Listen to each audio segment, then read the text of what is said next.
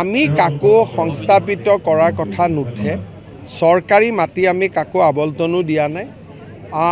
গৰুখুটিৰ পৰা আমি উচ্ছেদ কৰিছোঁ। মানুহবিলাক চেডেলি ভেডেলি হৈছে, কোনোবা ছয়গাঁৱৰ ফালেও গৈছে, কোনোবা আঁতৰি গৈছে, কোনোবা 2-4টা দৰঙতো আহিছে। য'ত বহিছে তাতোতো কোনো শান্তিৰ কথা নুঠে যেতিয়ালৈকে স্থায়ী মানুহ বুলি প্ৰমাণ নহয়। মই বিষয়টো নাজানো ইমান ভাল কৰি, কিন্তু মোৰ এটাই কথা যে LACৰ ফালৰ পৰা আমি নাগৰিকত্ব সম্পূৰ্ণ প্ৰক্ৰিয়াটো নোহোৱাকৈ আমি কাকো মাটিৰ আবলটন দিব নোৱাৰোঁ। নাগৰিকত্বটো চাই পেলাইহে আমি আবলটন দিব পাৰিম। আজিও তেজপুৰত এতিয়া উচ্ছেদ চলি আছে, মানে দৰঙতো আছে।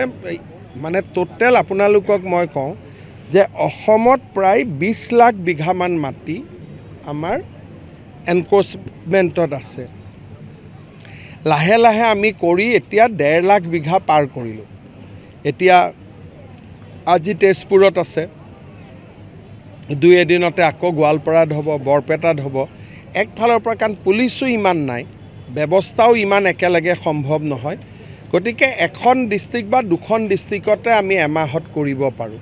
তাৰ লগত হাইকোৰ্টৰ কেছ আদিও থাকে। সেইকাৰণে আমি যিমান পাৰোঁ আমি কৰি গৈ থাকিম। ঘাইপথটো এতিয়াতো 4 লেন হ'ব, গতিকে এইবিলাকতো নিজেই উঠি যাব। বাইপাছটো প্ৰায় সম্পূৰ্ণ হোৱাৰ পথতে আছে, হৈ যাব। আৰু 4 লেন হোৱাৰ লগে লগে ঘাইপথৰ দুইফালে যিমান এনক্ৰচমেণ্ট আছে নিজে নিজেই উঠি যাব। আমি কাকো সংস্থাপিত কৰাৰ কথা নুঠে। চৰকাৰী মাটি আমি কাকো আবলটনো দিয়া নাই।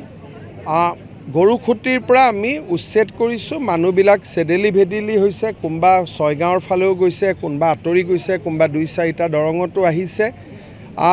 য'ত বহিছে তাতোতো কোনো শান্তিৰ কথা নুঠে যেতিয়ালৈকে স্থায়ী মানুহ বুলি প্ৰমাণ নহয়।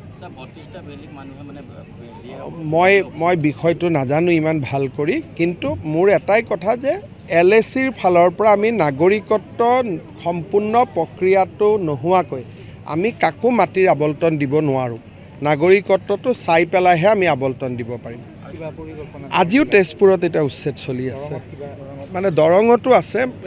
মানে টোটেল আপোনালোকক মই কওঁ যে অসমত প্ৰায় 20 লাখ বিঘামান মাটি আমাৰ এনক্ৰচমেণ্টত আছে। লাহে লাহে আমি কৰি এতিয়া 1.5 লাখ বিঘা পাৰ কৰিলোঁ।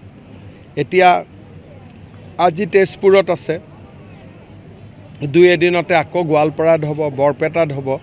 একফালৰ পৰা কাৰণ পুলিচো ইমান নাই, ব্যৱস্থাও ইমান একেলগে সম্ভৱ নহয়। গতিকে এখন ডিষ্ট্ৰিক্ট বা 2খন ডিষ্ট্ৰিক্টতে আমি এমাহত কৰিব পাৰোঁ। তাৰ লগত হাইকোৰ্টৰ কেছ আদিও থাকে। সেইকাৰণে আমি যিমান পাৰোঁ আমি কৰি গৈ থাকিম।